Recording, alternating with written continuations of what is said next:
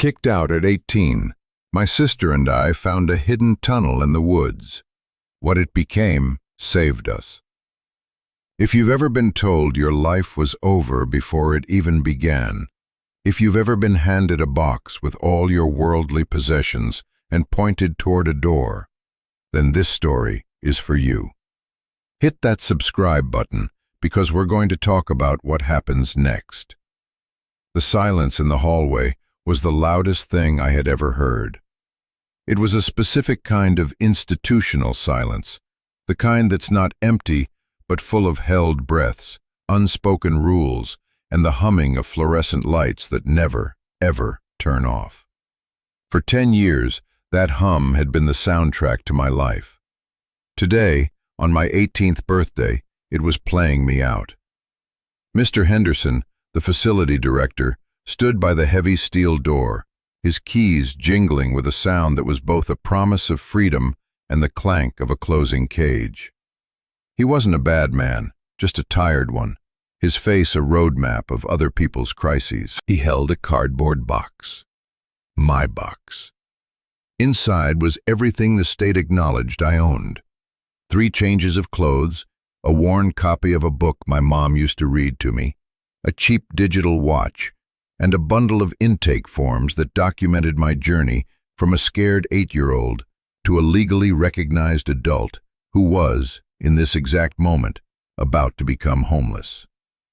"Leo," he said, his voice trying for warmth but landing somewhere near lukewarm. "This is it. 18. He managed a thin smile. "Happy birthday." The words felt like stones in the air. Happy. It was a concept from another universe. I nodded, unable to speak. My throat was tight, a knot of fear and a grief so old it felt like part of my skeleton. I took the box. It was lighter than it should have been. 10 years of a life, and it weighed almost nothing. My gaze drifted past him, down the long, polished corridor to the door of the girls' wing. Behind it was Maya, my sister. She was 16. In 2 years, she'd be standing right here, holding her own box. The thought was a physical blow, knocking the air from my lungs. The system had separated us by age and gender, relegating our relationship to supervised 1-hour visits in the common room on Sundays. But for me, she was the only real thing left. "What about Maya?" I asked, my voice raspy. Mr. Henderson's face softened with a practiced pity I'd come to despise. "She's fine, Leo. She's got 2 more years. You know the rules." I did. The rules were everything. The rules were a brick wall I'd been running into my whole life. The rule was that at 12:01 a.m. on your 18th birthday, you were no longer their problem. You were a man. You were free. Free to fail, free to freeze, free to disappear. He put a hand on my shoulder. It was meant to be reassuring, but it felt like a final push. "You got the packet from Ms. Albright? The transitional resources?" I nodded again.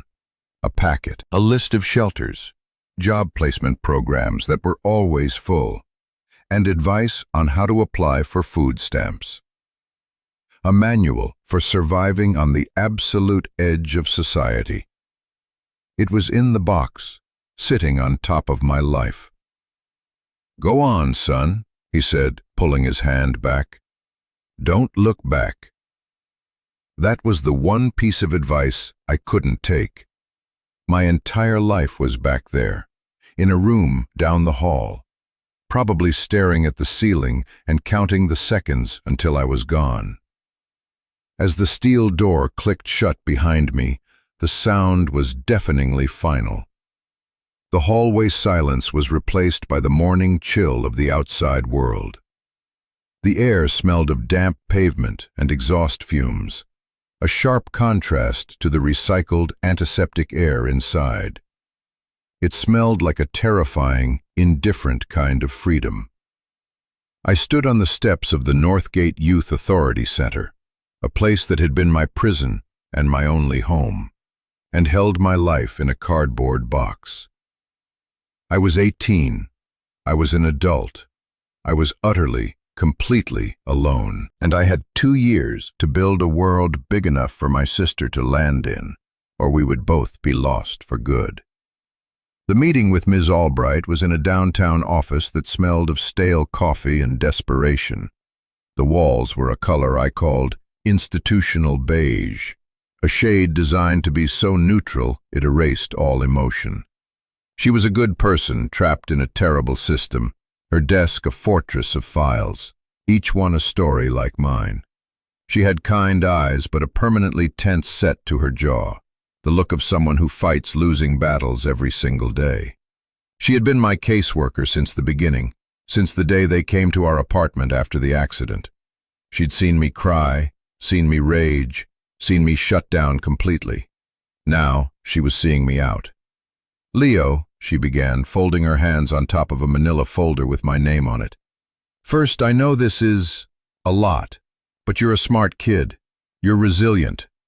I hated that word, resilient. It was a word people used to describe something that had been damaged but hadn't broken completely. It meant you were good at taking hits. I didn't want to be resilient anymore. I just wanted to be safe.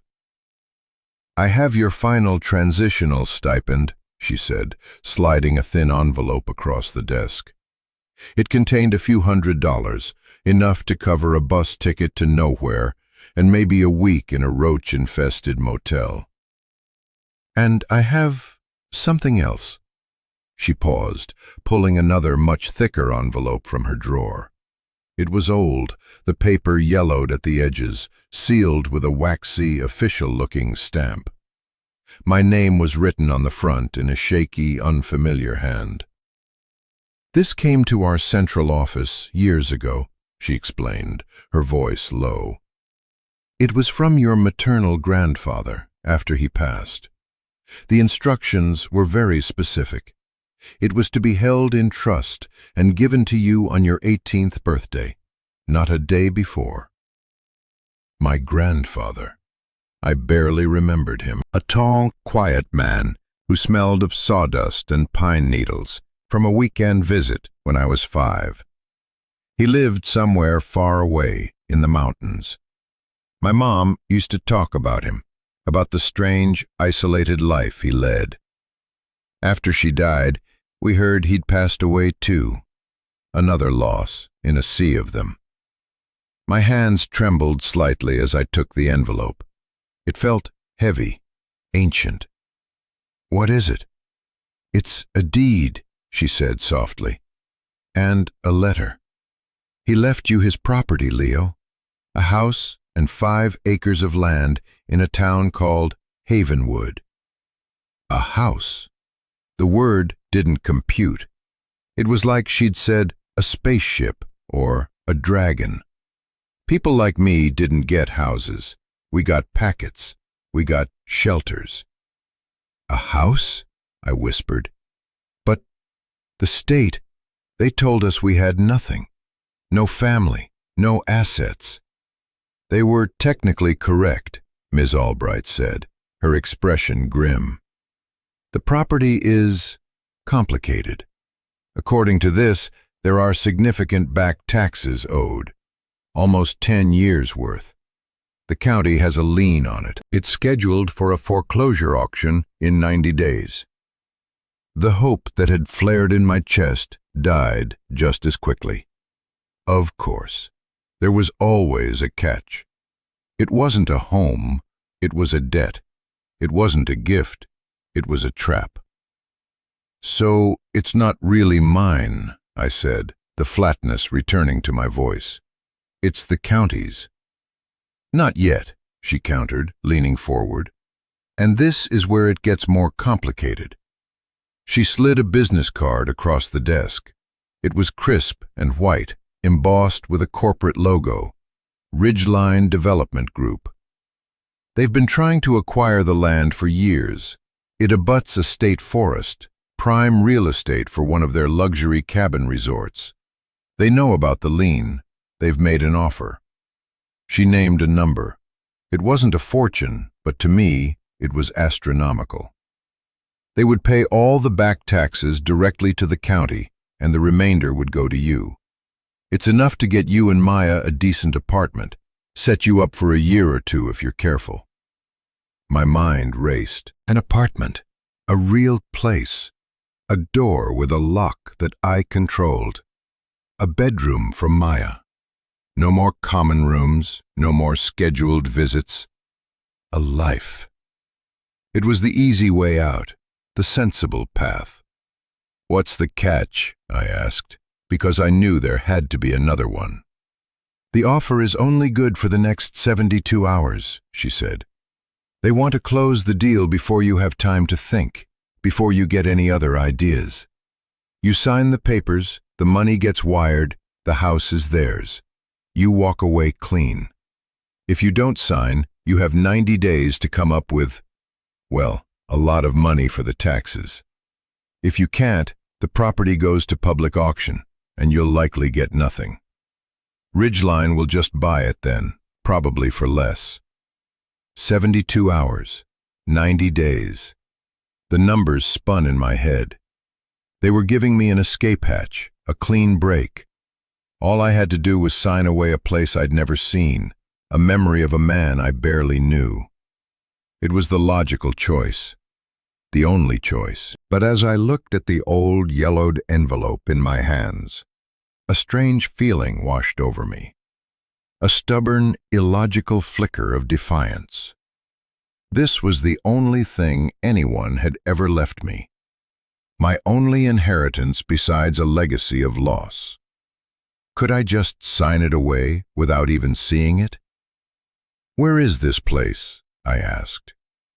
Ms. Albright sighed, a soft, weary sound.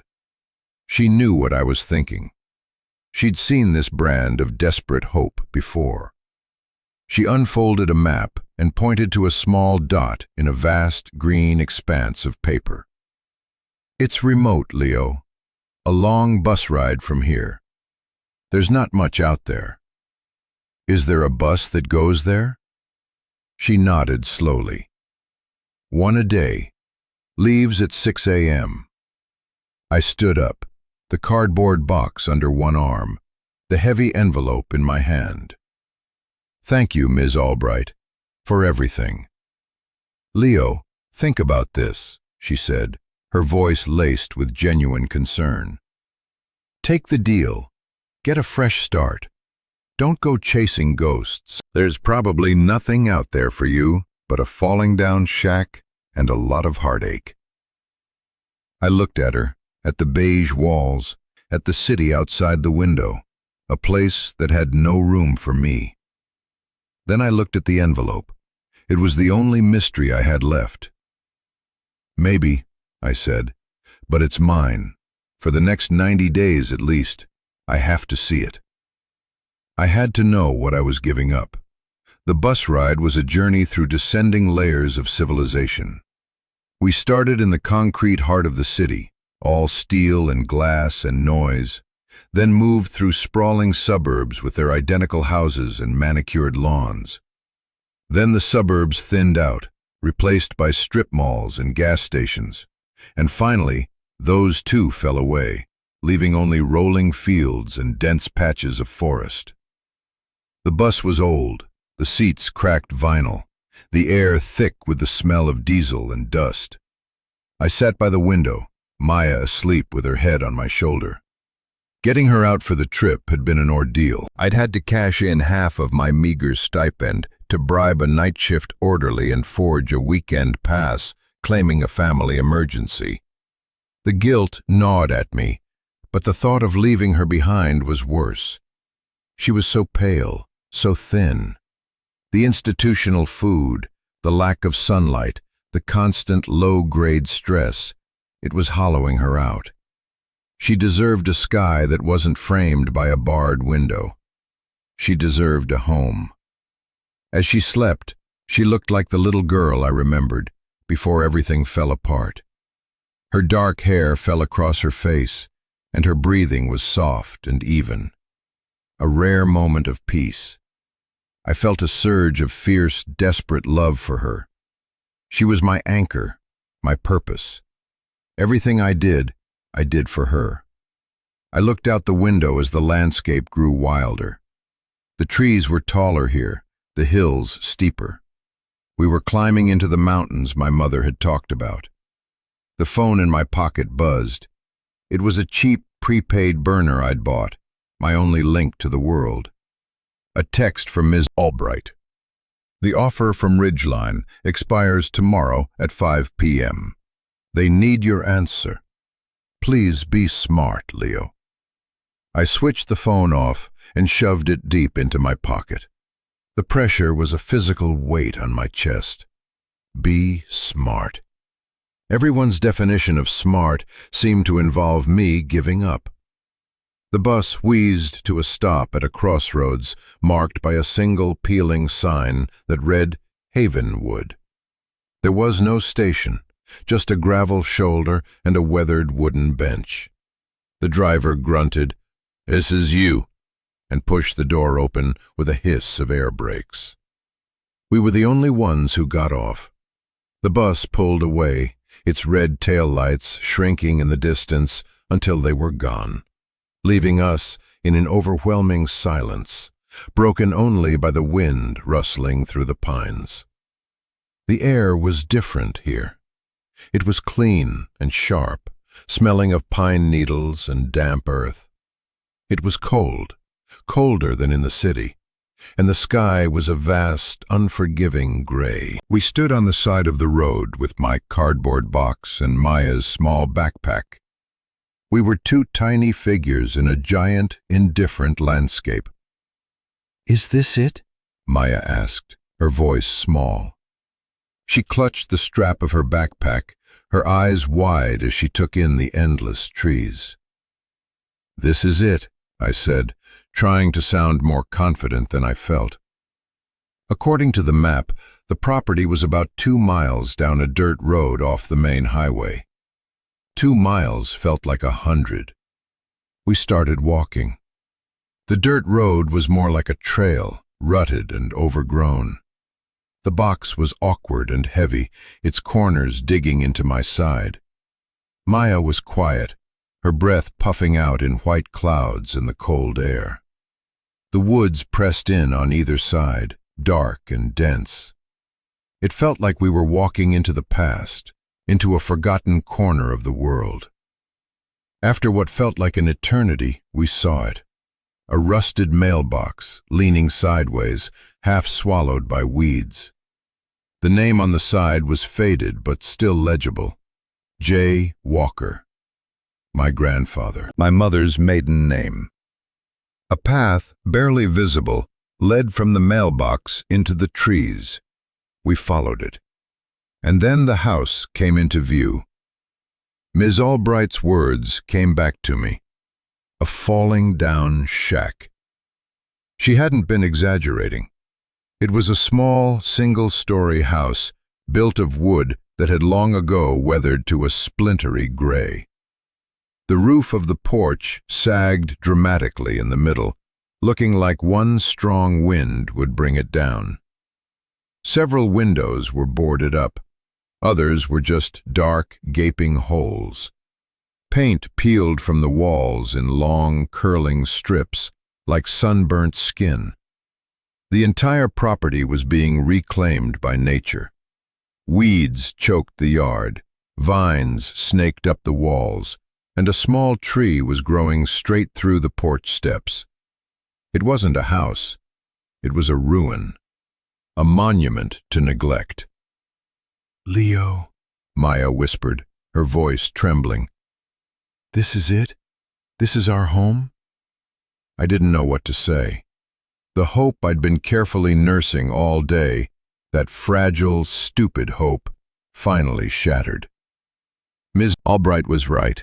There was nothing here for us, nothing but ghosts and decay. I should have taken the deal. I should have signed the papers and taken the money.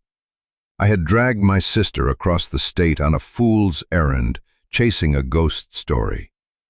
We were standing in the middle of nowhere, with a collapsing house, no money, and a 24-hour deadline to sign away our only chance at a real life.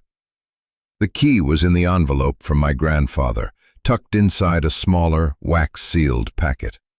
It was old and iron, heavy in my palm. It slid into the lock with a rusty shriek of protest. The door groaned open, and we stepped inside.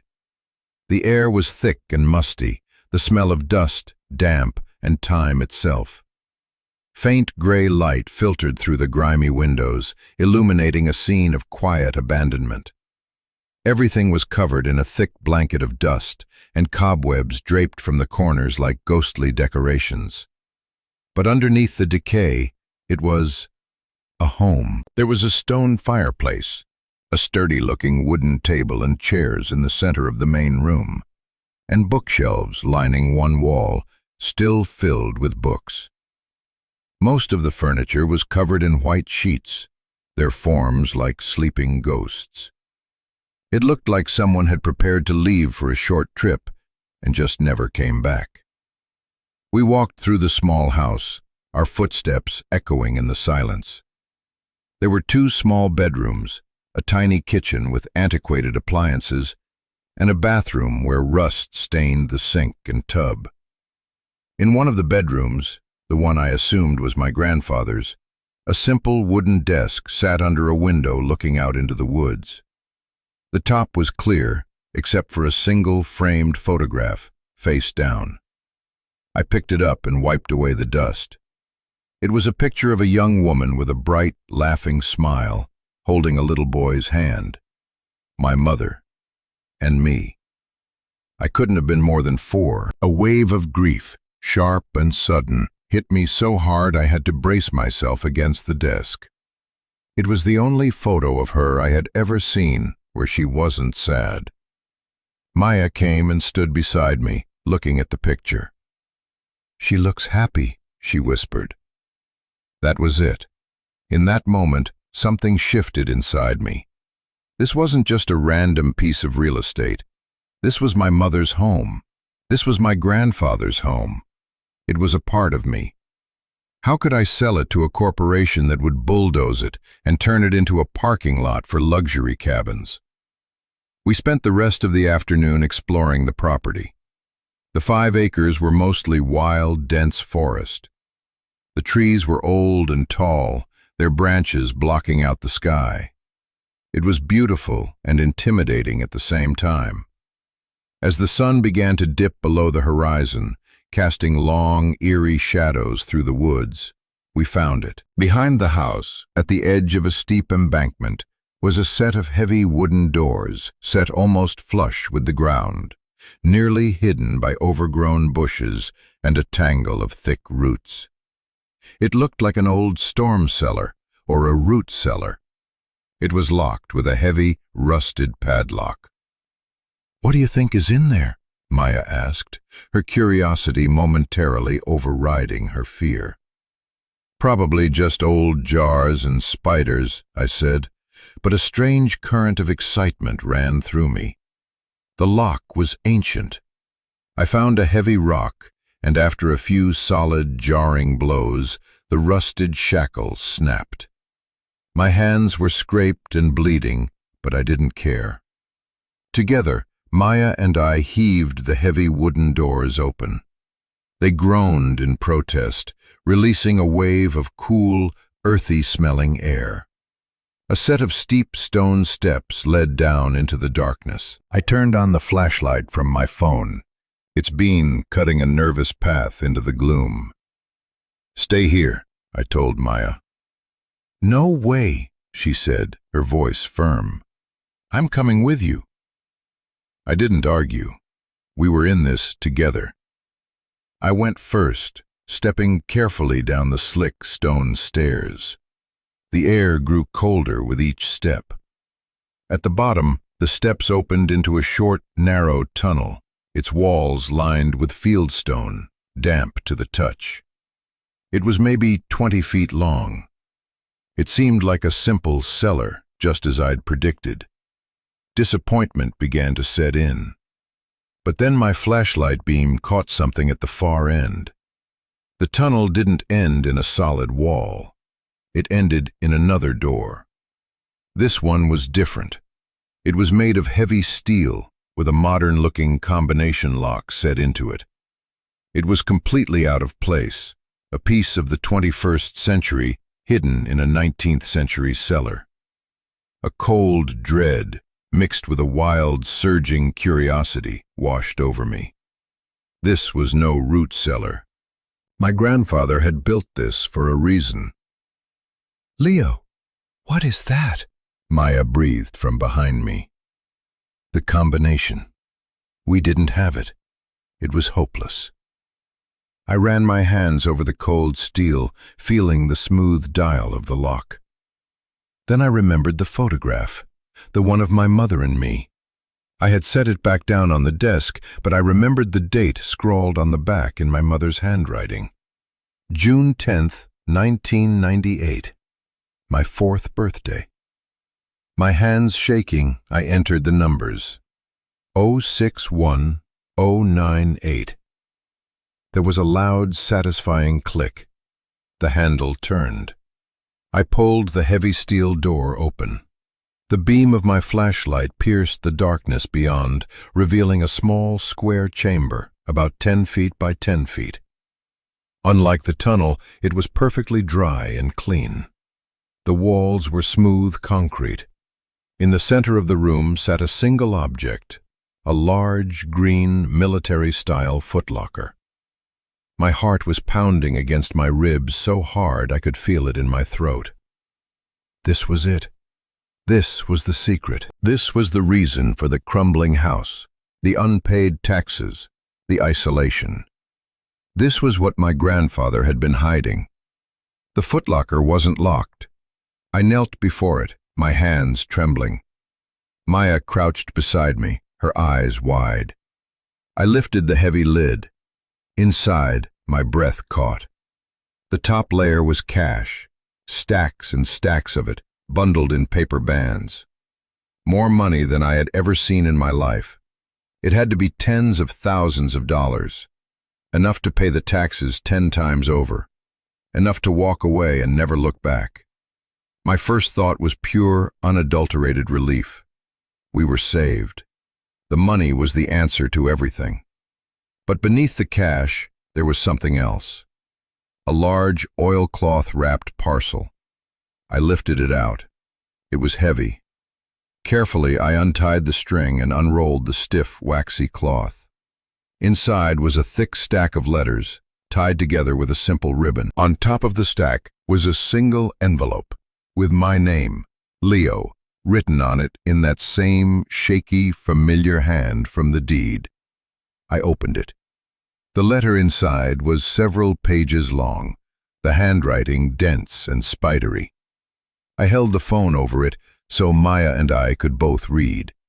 It began, "My dearest Leo, if you are reading this, then you are 18 and you have found your way home. And I am gone. I am sorry for so many things. I am sorry I could not be the grandfather you deserved. I am sorry for the silence, for the distance. I hope, after you read this, you will understand that my silence was not abandonment. It was protection." My eyes scanned the first few lines, my heart pounding. This was it. The truth. The house. The land. It's more than just property, son. It's a promise. The money you found is not an inheritance. It is a tool, a dangerous one, and the choice of what to do with it is now yours. The letter went on to explain everything. My grandfather, Jonathan Walker, had been a quiet man, a carpenter, a widower who kept to himself. But his isolation was a cover. For 30 years, he had been part of a small, secret network.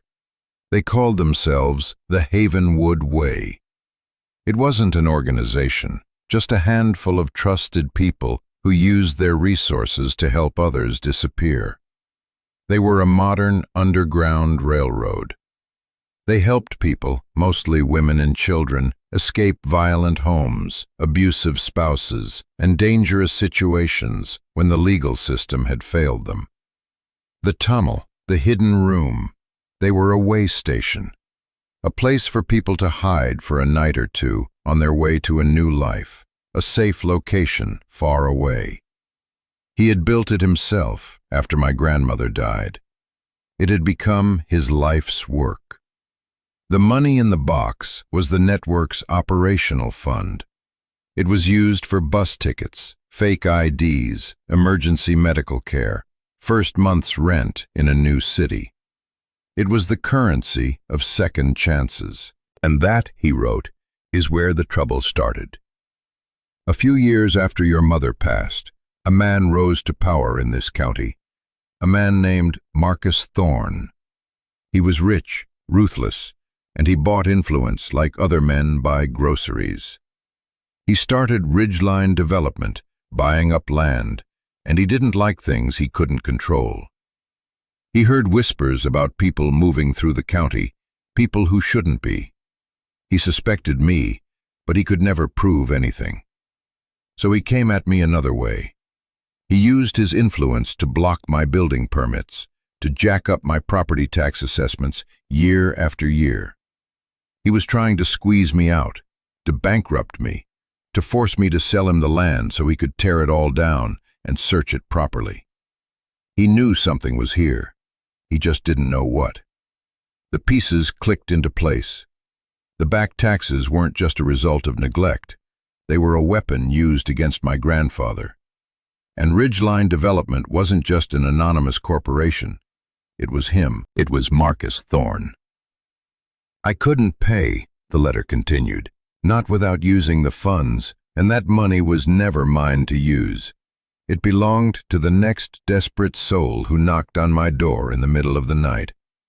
So I let the debt grow. I let the house fall apart. I made it look like the ramblings of a broke, senile old man. It was the only way to protect the way, to protect this place. I looked around the concrete chamber. This wasn't just a room. It was a sanctuary. How many people had hidden in this very spot, terrified but hopeful, on their way to a new life? How many children had slept on a cot in this room while my grandfather stood watch? Leo, the choice I am leaving you is a terrible one, and I am sorry for it. You can take the money, all of it. Pay the taxes, fix the house, live your life, take care of your sister. No one would blame you. God knows you've earned a little peace. Or you can fight. The offer from Ridgeline is Thorne's last move. He thinks with me gone, he can finally get his hands on this land. He's offering you a clean escape because he's hoping you're just a kid who wants some easy cash. He's underestimating you. The words seem to lift off the page and hang in the air. He's underestimating you. If you fight, you will not be alone. In this parcel you will find other letters. Contact information for a lawyer in the city, Sarah Chen. She is one of us. Tell her you are Jonathan's grandson and you've come home. There are others in the town, people who will help if you prove you can be trusted. But it will be hard. Thorne will not make it easy. He will fight you with money and power and all the dirty tricks he knows. The letter ended with a passage that I would read over and over again in the coming days. Your mother loved this place. She grew up safe here. I am giving you the same choice she had, to leave this place for the world or to make this place your world. Whatever you choose, know that I loved you. I was proud of you, even from a distance. Be brave, son. Your grandfather, Jonathan. I finished reading, and the silence in the chamber was absolute. The weight of it all descended on me. This wasn't a simple inheritance. It was a legacy, a secret war, a moral test I didn't ask for and wasn't sure I could pass. I looked at the cash, then at the letters. Two paths stretched out before me. One was bright and easy. Take the money, sign the papers, get an apartment, and give Maya a normal life. The other was dark and uncertain. Stay, fight a powerful enemy, and take up a cause I knew nothing about. I felt a wave of anger and despair wash over me. It wasn't fair. I was 18 years old. I had spent my entire life being told what to do, where to go, who to be. All I wanted was a small corner of the world to call my own, a little bit of peace. I didn't want to be a hero. I didn't want to be part of some secret network. I just wanted to take care of my sister. Leo, Maya's voice was a whisper. what do we do? I don't know, I said, my voice cracking. I felt like I was suffocating. I stood up and stumbled out of the chamber, back through the tunnel, and up the stone steps into the cold night air. I needed to breathe. I walked away from the house, into the dark woods, my mind a chaotic storm of fear and confusion. I sank to the ground, my back against the rough bark of a pine tree, and for the first time since I was a little boy, I cried. I cried for my parents, for the life I'd lost. I cried for my grandfather, for the impossible burden he had carried alone. I cried for Maya, for the childhood she never got. And I cried for myself, for the scared, overwhelmed kid who was supposed to be a man, who was supposed to know what to do. It was the easy way versus the right way. But what was right? Was it right to plunge my sister into a dangerous, uncertain conflict? Or was it right to take the guaranteed safety, the clean break, the normal life she deserved? I felt torn in two. A part of me screamed to take the money and run, to let the ghosts of Havenwood bury their own dead. But another part of me, a quieter, deeper part, felt a strange pull toward the crumbling house, the dark tunnel, the legacy of the man who had chosen sacrifice over comfort. He had protected this place for a reason. He had trusted me with its secret. He had believed I was more than just a scared kid. He believed I could be brave. I sat there for what felt like hours, the cold seeping into my bones, the silence of the woods pressing in. The anger and despair slowly subsided, leaving behind a cold, hard clarity. Taking the deal from Ridgeline wasn't just selling a piece of land. It was selling out my grandfather's entire life's work. It was letting Marcus Thorne win. It was bulldozing a sanctuary. And maybe worst of all, it was proving him right, proving that I was just a kid who could be bought. If I took that money, every time I paid rent on our new apartment, every time I bought groceries, I would know that money was meant to save someone else. That our comfort was bought with the potential suffering of another person, a person my grandfather would have helped without a second thought.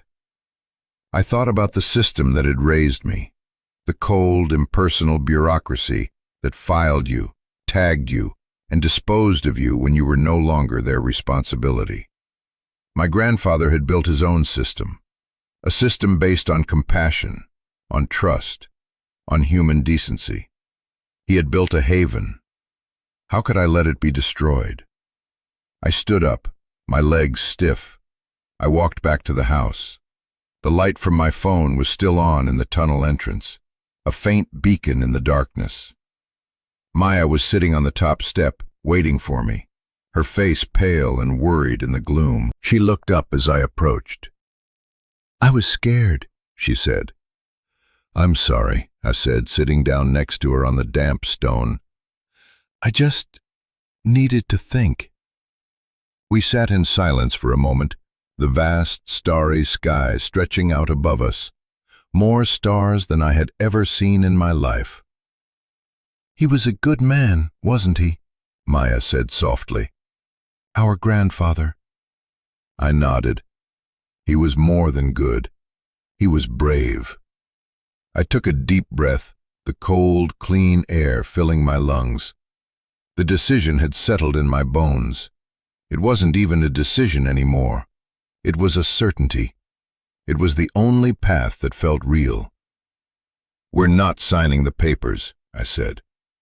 Maya looked at me, her eyes searching mine in the dark. What will we do? That man, Thorn. We're going to fight him, I said, the words feeling solid and true as I spoke them. We're going to stay. We're going to fix this place. This is our home now. A slow smile spread across Maya's face. It was the first real smile I had seen from her in years. It was like watching the sun rise. Okay, she said. Okay, Leo. We'll fight. In that moment, sharing that decision, we weren't two broken kids from the system anymore. We were the walkers of Havenwood, and we were home. The next morning, the world felt new. The gray, oppressive sky had given way to a brilliant, clear blue. Sunlight streamed through the trees, making the dust motes in the house dance like tiny fairies. The first thing I did was find the burner phone and call the number for Sarah Chen, the lawyer. It rang 4 times, and I was about to hang up when a crisp, professional voice answered. "Chen?" Hello?" I stammered, my heart racing. "My name is Leo Walker. I'm Jonathan Walker's grandson." There was a long pause on the other end of the line. I could hear the faint sound of city traffic in the background. "Where are you calling from, Leo?" she asked, her voice cautious, measured. "I'm at his house, in Havenwood. I found his letters." Another pause, longer this time. I held my breath. "Don't move," she said finally, her tone shifting, becoming more urgent. "Don't talk to anyone. I have a client to see this morning, but I can be there by late afternoon. Just stay put. And Leo, don't go back in the tunnel." The line went dead. The second call was to Ms. Albright. She picked up on the first ring. "Leo, I was so worried. Did you get to a motel? Are you okay? Ridgeline's representative has been calling me all morning." "I'm fine, Ms. Albright," I said, trying to keep my voice steady. "I'm at the property, and I'm not signing." I could practically hear her jaw drop. "Leo, what are you talking about? You can't be serious. You have no money, no resources. This is career suicide before you even have a career. You have to be practical." "I know it sounds crazy," I said, "but there are things you don't know. My grandfather, he left me more than just the house. He left me a reason to keep it." "A reason isn't going to pay the county, son," she said, her voice filled with frustration and worry. "This is a terrible mistake." "Maybe," I said, "but it's my mistake to make. Please, just tell them the offer is rejected." I hung up before she could argue further. The sense of liberation was intoxicating. For the first time in my life, I had made a choice that was entirely my own, against the advice of every sensible adult. It was terrifying and exhilarating all at once. Maya and I spent the rest of the day in a flurry of activity. We used a portion of the cash, what my grandfather's letter had designated as personal emergency funds, to make a plan. The first order of business was survival. We found an old, rusty axe in a shed, and I spent an hour chopping firewood from a fallen tree. Maya, meanwhile, tackled the inside of the house. She found buckets and rags, and with water hauled from a hand pump well we discovered behind the house, she began the monumental task of scrubbing away a decade of dust and grime. It was hard, filthy work, but every clean surface, every stack of firewood, felt like a victory. It felt like we were not just cleaning a house, but reclaiming our lives. Late in the afternoon, a sleek black sedan pulled up the overgrown path. A woman in a sharp business suit got out. Sarah Chen. She was younger than I expected, with intelligent, sharp eyes that seemed to take in everything at once. The sagging porch, the broken windows, me standing there with an axe in my hand. "Leo Walker?" she asked. I nodded. She walked right past me, into the house. She surveyed the main room, where Maya was scrubbing the floor, and then turned back to me. Her expression was unreadable. "Show me the letters," she said. I led her to the tunnel, to the chamber, to the footlocker. She knelt and examined everything, her movements precise and efficient. She read my grandfather's main letter, her face remaining a stoic mask. When she was done, she looked up at me. "He was a good man," she said, her voice softer than before. "One of the best. He got my mother and me out of a bad situation when I was a teenager. I owe him everything. That's why I became a lawyer, to help people like he did." She stood up and brushed the dust from her suit. "All right, Ridgeline, also known as Marcus Thorne, is not going to be happy about this. He's a bully. He's used to getting his way. The tax lien is his primary weapon.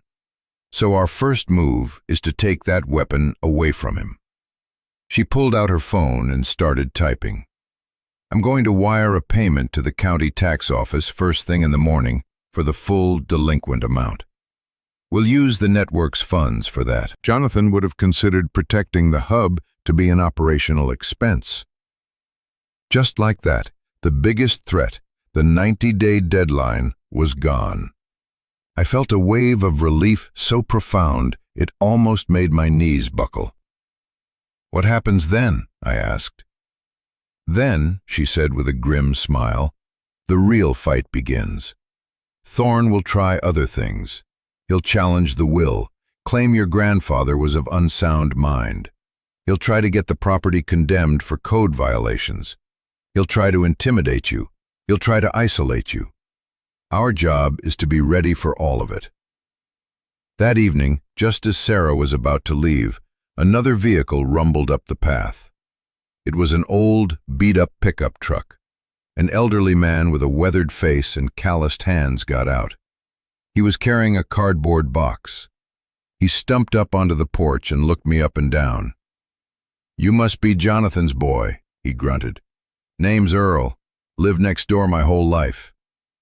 He thrust the box at me. It was full of fresh vegetables, a loaf of bread, and a carton of eggs. "Figured you kids might be hungry," he said, avoiding my eyes. "Your grandfather was a good neighbor. Quiet, but good." He nodded once, then turned and walked back to his truck without another word. I stood there, holding the box, stunned. Sarah Chen smiled. "That's Dale," she said. "He's another one. He handles transport when it's needed. The people in this town, the real ones, they looked out for Jonathan. Now they'll look out for you. You just have to prove you're worth it." The months that followed were a blur of hard work and quiet tension. The legal battle with Thorne played out mostly in the background, a series of letters and motions filed by Sarah. Thorne's lawyers tried to have the house condemned, but Sarah countered by getting a historical preservation expert to declare the original structure significant. They tried to claim I was an unfit guardian for Maya, but Ms. Albright, after a long, soul-searching phone call with me, reluctantly wrote a letter to the court in my defense. While the lawyers fought, Maya and I worked. We patched the roof, replaced the broken windows, and sanded and refinished the old wooden floors. We planted a garden where the weeds used to be. We painted the walls. Slowly, painstakingly, the ruin became a home. We learned to live a different kind of life, a life measured by the seasons, not by a clock on a wall. We chopped wood for the winter, canned vegetables from our garden for the spring. The tunnel remained our secret. We cleaned the chamber, installed a small generator for light and air circulation, and stocked it with blankets and non-perishable food, just as my grandfather had. It was no longer a place of fear, but a place of readiness, a promise. We were keeping the way alive, even if it was just the two of us. One evening, about a year after we arrived, Sarah Chen called. "It's over," she said, her voice tired but triumphant. "Thorne is dropping the lawsuit. He's got bigger problems. A reporter from the city got a tip about some of his illegal dumping practices. He's going to be tied up in court for years." I hung up the phone and walked out onto the porch. Maya was sitting on the steps, which I had rebuilt with fresh, strong timber. The sun was setting, painting the sky in shades of orange and purple. The house stood solid and proud behind us, a light glowing warmly in the window. We had done it. We had won. I sat down next to her, and we watched the last sliver of sun disappear behind the mountains. We didn't have a lot of money. We didn't have fancy things. But we had a home. We had each other. We had a purpose. And for the first time in my life, I felt truly, deeply free. I often think about that word, inheritance. Before all this, I thought it meant money or property, something you get when someone dies. But I was wrong. My grandfather didn't leave me a house. He left me a choice. He didn't leave me money. He left me a responsibility. The real inheritance wasn't the land or the cash. It was the story. It was the chance to become someone who doesn't just take the easy way out. It was the chance to build something that matters. Home isn't just four walls and a roof. It's the place where you decide who you are going to be. It's the place you fight for. Sometimes, the most valuable things we are left with are not things at all, but secrets, burdens, and the opportunity to be brave. That tunnel in the woods didn't lead to a treasure that saved us. It led to a truth that saved us. It taught us that sometimes the way forward is to go down into the darkness, to face the secrets of the past, and to choose to build a future there, in the very place that everyone else has abandoned. It taught me that you don't have to accept the life you're given. You can build the one you deserve. If this story means something to you, if you've ever had to fight for your own piece of the world, or discover a hidden strength you never knew you had, let me know in the comments below. Your story matters. And if you want to be part of a community that believes in second chances, in fighting the good fight, and in the power of coming home, make sure you subscribe, because we're all in this together. You are not alone.